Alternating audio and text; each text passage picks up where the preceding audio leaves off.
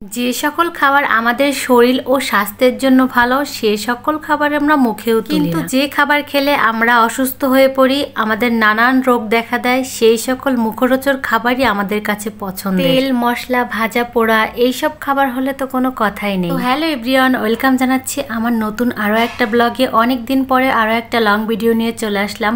আজকে আপনাদের সঙ্গে একটা সহজ এবং পুষ্টিকর রেসিপি শেয়ার করব, সেটা হচ্ছে সজনে পাতার ভর্তা। বর্তমানে সজনে পাতার উপকারিতা সম্পর্কে আমরা সবাই অবগত।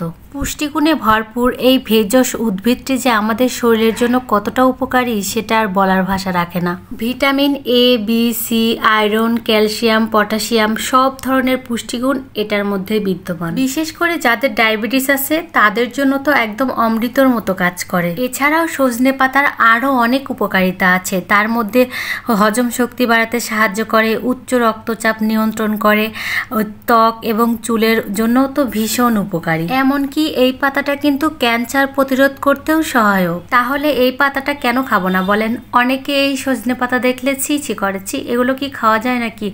কিন্তু এইভাবে ভর্তা করলে যে খেতে কি ভীষণ ভালো লাগে, জাস্ট একবার আপনারা খেয়ে দেখবেন। আজকে আমি সজনে পাতা ভর্তা করতে কিন্তু চলে এসেছি। কি কি নিয়েছি, কিভাবে করেছি সবটাই কিন্তু আপনারা ভিডিওতে দেখতে পেয়েছেন।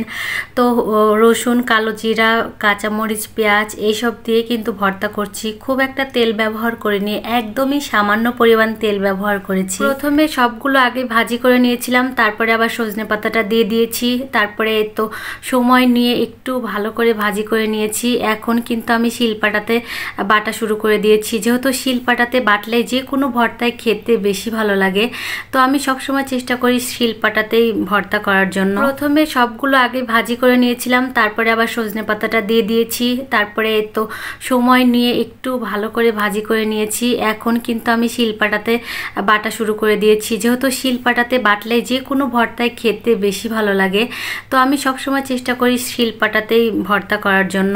এই তো আমার ভর্তাটা কিন্তু একদমই রেডি হয়ে গেছে। দেখতেই কতটা সুন্দর লাগছে। আমি জাস্ট ডেকোরেশনের জন্য হালকা একটু কাঁচামরিচ, শুকনো মরিচ দিয়ে দিয়েছি। এখন উপর দিয়ে একটু সরিষার তেল দিয়ে দেবো, বাস হয়ে যাবে আমার রেসিপিটা রেডি। আর বাকি থাকলেও ভর্তা করার শেষে এরকম গরম গরম ভাত পাটায় মাখিয়ে খেতে যে কি ভীষণ ভালো লাগে। তো প্রত্যেকবার যখন আমি ভর্তা বানাই তখন কিন্তু এই কাজটা আমি করি। আমার কাছে খেতে ভীষণ ভালো লাগে। আর দেখেন ভাতটা কতটা সবুজ হয়ে গেছে। যেহেতু সজনে পাতাটা সবুজ, তার জন্য ভাতটাও সবুজ হয়ে গেছে। আর এই ভাতটা খেতে কিন্তু আসলে অনেক বেশি মজা লাগে। কার কার কাছে পছন্দ অবশ্যই কমেন্ট করে জানাবেন। ভিডিওটা কেমন লাগলো অবশ্যই কমেন্ট করে জানাবেন। সবাইকে অসংখ্য ধন্যবাদ ভিডিওটা দেখার জন্য।